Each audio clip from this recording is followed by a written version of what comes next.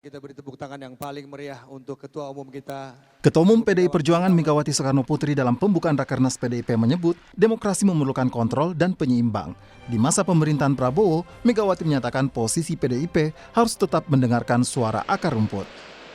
Sebagai partai yang memiliki sejarah panjang di dalam memperjuangkan demokrasi, kita tetap menempatkan penting adanya checks and balances.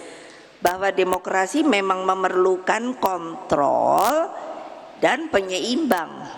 Namun kita juga tidak menafikan bahwa berpolitik mengandung esensi untuk selalu mendapatkan kekuasaan. Hanya bedanya apa toh? Yaitu strategi dan cara untuk mendapatkan kekuasaanlah yang membedakan kita dengan yang lainnya. Lalu bagaimana sikap PDI Perjuangan terhadap pemerintahan ke depan? Tentu harus dicermati dengan seksama. Partai harus mendengarkan semua suara akar rumput, dari yang berteriak-teriak sampai sayup-sayup. Megawati juga menekankan PDIP tidak perlu selalu berada di zona nyaman. Karena partai kami adalah partai yang mempunyai keteguhan dan kesabaran yang luar biasa. Siapa yang nggak mau ngikut? Nih iyalah, udahlah, nggak usah zona nyaman melulu. Wakil Ketua Umum Partai Gerindra Habibur Rahman menanggapi pidato Ketua Umum PDI Perjuangan Megawati Soekarno Putri yang memberi sinyal akan oposisi. Menurut Habib, PDIP akan bersikap seimbang terhadap kebijakan pemerintahan nantinya. Kami justru melihat bahwa yang beliau sampaikan dalam konstitusi kita tidak dikenal yang namanya oposisi, ya. Tapi di dalam atau di luar pemerintahan, dan sampai saat ini sepertinya belum diputuskan bahwa mereka akan di dalam atau di dalam pemerintahan. Jadi kalau ada kebijakan pemerintah yang baik, terlepas mereka di dalam atau di luar pemerintahan, mereka yang saya dengar akan support. Dan kalau ada kebijakan pemerintah yang kurang baik, mereka akan kritik, akan kasih masukan secara elegan. Jika melihat hasil perolehan kursi di DPR RI 2024 hingga 2029, Koalisi Indonesia Maju berpeluang mendapatkan tambahan kursi dari PKB dan Nasdem. Jika di total, Koalisi Indonesia Maju yang terdiri dari Golkar, Gerindra, PAN, Demokrat, Nasdem, dan PKB akan memiliki 417 kursi atau menguasai 71% kursi di DPR. Sementara yang berpulang oposisi adalah PDIP dan PKS yang jumlah kursinya mencapai 163 atau 28% kursi di DPR. Direktur Eksekutif Carta Politika Indonesia Yunarto Wijaya menganalisis besar peluang PDIP akan memilih sikap oposisi ke depan. Meski demikian, Yunarto memprediksi sikap PDIP akan diumumkan saat Kongres, bukan saat Rakernas pekan ini. Saya pikir Sekjen itu kan representasi dari Ketua Umum, dan statement-statement yang keluar dari Mas Hasto beberapa bulan terakhir sepertinya menunjukkan memang sikap untuk tetap berada di luar pemerintahan. Walaupun menjadi menarik, berbeda memang sepertinya dengan sikap Mbak Puan yang cenderung lebih lentur atau orang-orang yang dianggap dekat dengan Mbak Puan. Saya melihat dalam Rakernas ini tidak akan ada keputusan atau deklarasi menjadi bagian dari pemerintahan Prabowo Gibran atau di luar pemerintahan Prabowo Gibran. Saya menduga bahwa keputusan itu biasanya kalau di PDI Perjuangan baru akan diambil setelah Kongres, dan Kongres itu 2025. Rakernas PDIP akan berakhir hari Minggu besok. Namun, dalam beberapa pernyataan Sekjen PDIP Hasto Kristianto, PDIP sering disebut akan mengambil sikap oposisi. Tim Liputan, Kompas TV.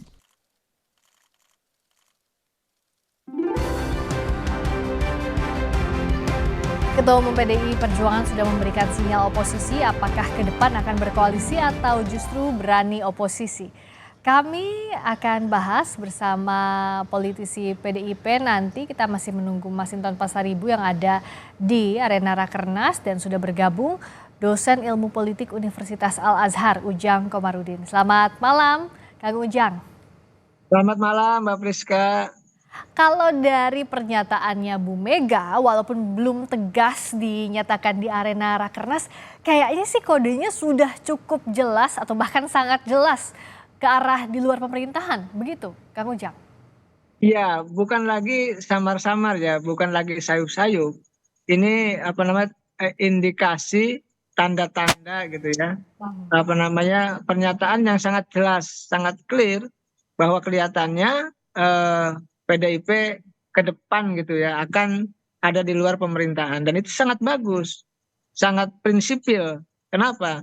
Kalau PDIP-nya masuk pemerintahan Prabowo Gibran, maka ya tidak akan menyisakan katakanlah ya partai di luar pemerintahan, atau tidak ada katakanlah bahasa lain ya, oposisi begitu, dan itu tidak sehat bagi demokrasi. Demokrasi itu membutuhkan instrumen partai-partai di luar pemerintahan itu, dan PDI punya kemampuan untuk menjadi partai oposisi yang kuat dan tangguh. Sering saya katakan bahkan di Kompas TV ya, bahwa pemerintahan Prabowo Gibran harus kuat. Tetapi di saat yang sama kita juga membutuhkan oposisi yang kuat dan tangguh. Oleh karena itu ketika kita bicara soal kalkulasi tadi dalam narasi Kompas TV malam ini, yang katakanlah kalau digabung koalisi Indonesia Maju pasca masuknya PKB dengan Nasdem 71%, maka itu sangat kuat pemerintahan Prabowo Gibran. Oleh karena itu membutuhkan juga katakanlah oposisi yang kuat. Nah, PDIP ini ketika menjadi oposisi, katakanlah ketika Orde Baru lah ya, masih PDI, lalu ketika masa pemerintahan Pak SBY, itu sangat lincah, sangat kritis, sangat berani gitu loh. Dan itu juga hasilnya bagus. Hasilnya apa? Selama 10 tahun menjadi oposisi di zaman SBY, maka pemilu berikutnya memenangkan kontestasi pemilu.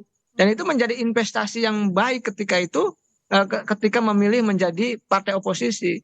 Dan saya meyakini karena banyak pertimbangan dan masukan-masukan dari akar rumput, tadi Ibu Megawati katakan, saya melihat potensi menjadi oposisi itu lebih besar dibandingkan harus masuk ke koalisi Prabowo Gibran. Kang Ujang bicara soal tadi masukan dari akar rumput, tampaknya suasana kebatinan di Rakernas ini sudah mengarah ke sana di luar pemerintahan. Apakah jadi latar belakang utamanya bukan semata-mata karena PDIP bukan pemenang Pilpres, meskipun pemenang Pileg, tapi karena ada hubungan yang semakin ketara renggangnya dengan Pak Presiden Jokowi. Karena bahkan saat ditanyakan oleh Bu Mega, siapa yang bertanggung jawab, siapa yang salah dengan kondisi MK saat ini? Kader meneriakan nama Pak Jokowi. Apa yang Kang Ujang baca dari hal ini? Karena berkali-kali bahkan kritik itu disampaikan. Ya, ada beberapa poin yang bisa saya sampaikan terkait dengan persoalan ini. Pertama, tentu PDIP mempertimbangkan suara-suara ya, masukan dari akar rumput tadi. Dan saya meyakini ya, akar rumput ini di PDIP banyak yang menginginkan PDIP masuk di luar pemerintahan. Berbeda dengan elit-elit yang sudah nyaman. Ya, elit yang sudah nyaman di PDIP tentu ingin masuk pemerintahan. Agar apa? Ya agar misalkan kalau punya kasus aman. Kalau di pemerintahan tidak dikerjai, kan begitu. Nah, yang kedua, pertimbangannya saya melihat ya bahwa bisa jadi bahwa PDIP hari ini tidak nyaman dengan Pak Jokowi. Dan kita tahu, sama-sama tahu juga, dan sama-sama paham bahwa Pak Jokowi ya kita menitipkan Gibran sebagai ketika itu cawapres dan sekarang sudah terpilih sebagai wakil presiden yang akan dilantik bersama Pak Prabowo. Jadi kalau posisinya mendukung Prabowo Gibran itu tidak mungkin gitu loh. Maka pilihan menjadi oposisi akan lebih besar. Nah, yang ketiga saya melihat ya kita membutuhkan instrumen partai yang bisa bermanuver kuat untuk bisa mengkritisi pemerintahan. Kalau bahasa Ibu Megawati harus ada check and balances. Nah, PDIP ini saya meyakini ya kalau posisinya di oposisi itu lebih kuat dan lebih tangguh dan lebih gahar gitu loh. Kalau kata anak muda lebih menyala dibandingkan harus masuk ke pemerintahan. Nah, kalau masuk pemerintahan itu nanti tentu tadi akar rumput akan kecewa gitu ya. Publik juga melihat bahwa kok PDIP tidak konsisten, kenapa mendukung di situ ada Gibran gitu kan. Itu kan menjadi persoalan sendiri bagi PDIP. Oleh karena itu untuk jangka panjang politik PDIP, saya meyakini ya pilihan menjadi oposisi saat ini ya tepat bagi PDIP. Tapi belum tentu sikap ini akan dinyatakan secara tegas besok. Kang Ujang melihat kemungkinan demikian karena bisa saja itu disampaikan atau biasanya juga sikap politik itu disampaikan setelah Kongres. Nah, potensinya berapa besar kalau Kang Ujang melihatnya? Ya, saya sepakat. Saya tidak yakin kalau akan diumumkan esok begitu.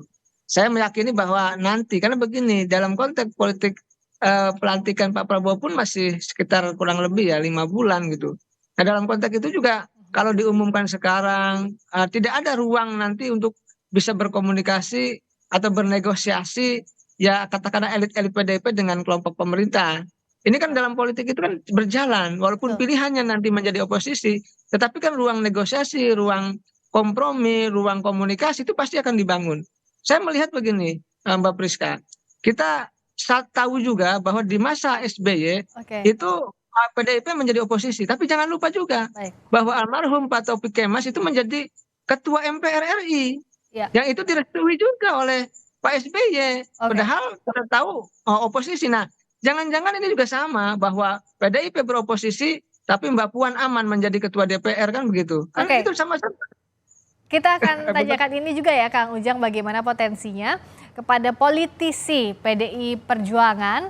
Ada Bang Masinton Pasaribu yang bergabung di arena Rakernas kelima PDI Perjuangan. Bang Masinton, malam. Malam Bang Masinton, dengan Friska di sini. Ada juga Kang Ujang Komarudin. Malam Bang Masinton, sehat selalu. Ya, malam Mbak Priska, Pak Ujang.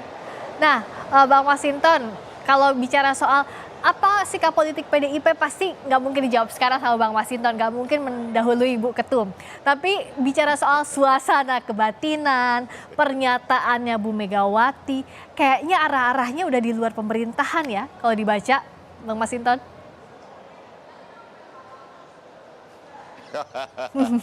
Ya itu juga membaca arah-arahnya juga nggak boleh mendahului. Artinya begini, bahwa ini kan sikap politik sedang hari ini sedang dibahas. Ini kita secara maraton membahas sikap politik, program kerakyatan, kemudian juga komisi yang menyangkut tentang persiapan pilkada. Nah, besok itu akan dibacakan sikap politik. Tapi yang perlu beberapa yang kita garis bawahi ya, bahwa demokrasi kita ini kan berjalan dalam apalagi dengan momentum pemilu kemarin ya, kita ingin menjaga demokrasi dan kedaulatan rakyat ini benar-benar berjalan sesuai dengan esensi dari demokrasi itu sendiri, di mana rakyat menentukan masa depan, pimpinannya, dan lain-lain. Nah tentu kalau menyangkut tentang sikap politik ya, bahwa demokrasi itu kan membutuhkan mekanisme check and balances, butuh kontrol, butuh pengawasan, butuh keseimbangan ya. Nah artinya bukan langsung bisa disimpulkan, kita juga saya tidak langsung menyimpulkan bahwa akan ada di luar pemerintahan, tidak. Kita harus mengawal dan menjaga agar mandat reformasi demokrasi yang sudah kita jalani selama 26 tahun ini berjalan sesuai dengan semangat kita melakukan reformasi dan demokrasi lalu, begitu ya, di mana esensi dari demokrasi itu adalah bagaimana pengelolaan kekuasaan negara, pemerintahan, dan lain-lain itu bekerja untuk kepentingan rakyat tadi. Nah, Bang Masinton, tapi kalau bicara soal konsep kerjasama yang ditawarkan PDI Perjuangan ini opsinya apa saja sih? Tadi kan Mas Ganjar sudah bilang juga bahwa ada konsep kerjasama. Nah, kerjasama ini konteksnya bagaimana membacanya? Ya tentu kan begini ya, bicara tentang negara harus berjalan sesuai dengan koridor konstitusi sebagai landasan dasarnya. Bagaimana negara mampu mengakselerasi, mempercepat laju kesejahteraan masyarakat dan lain-lain begitu. Nah, kerjasama itu ya kalau kita kita lihat muara dari hilir dari politik itu kan bagaimana rakyat bisa memperoleh manfaat dari tata kelola negara yang benar. Bagaimana rakyat bisa memperoleh program-program yang dianggarkan melalui APBN. Nah, artinya kalau memang programnya itu bagus buat rakyat kan bisa dibangun kerja didukung. Kalau memang ternyata belum pas untuk rakyat, ya kita kan bisa kasih alternatif solusi kebijakan program seperti itu. Nah, artinya apa? Bahwa arus utama politik itu adalah untuk sebesar-besarnya manfaat untuk kesejahteraan rakyat. Oke. Nah, terakhir singkat saja Bang Masinton, besok itu akan dipastikankah di mana posisi PDI Perjuangan, di dalam, di luar pemerintahan, atau masih ada opsi setelah Kongres? Iya, tentu ini kan kita besok masih rakernas, apakah sikap politik itu berada di dalam atau di luar, saya belum ke sana ya, tetapi kita yang perlu kita underline itu adalah tentang bahwa demokrasi ini harus kita kawal. Maka semangat dari rakernas ini adalah disimbolkan dengan api abadi yang kita ambil dari Merapen, Grobogan, Jawa Tengah, bahwa obor ini adalah dia menjadi suluh buat menerangi demokrasi kita yang sedang dalam kegelapan hari ini. Api Merapen yang kita bawa itu ke arena rakernas dia adalah sebagai obor penerang buat bangsa ini. Seperti itu. Nah, bagaimana nanti hasilnya menerjemahkan secara lebih eksplisit yang disampaikan Bang Masinton tadi, yang juga sudah disampaikan Bu Ketua Umum, kita akan baca di Rakernas kelima. Terima kasih Bang Masinton Pasaribu, politisi PDIP, Kang Ujang Komarudin, terima kasih banyak sudah bergabung di Sapa Indonesia Malam. Kita jumpa lagi lain waktu.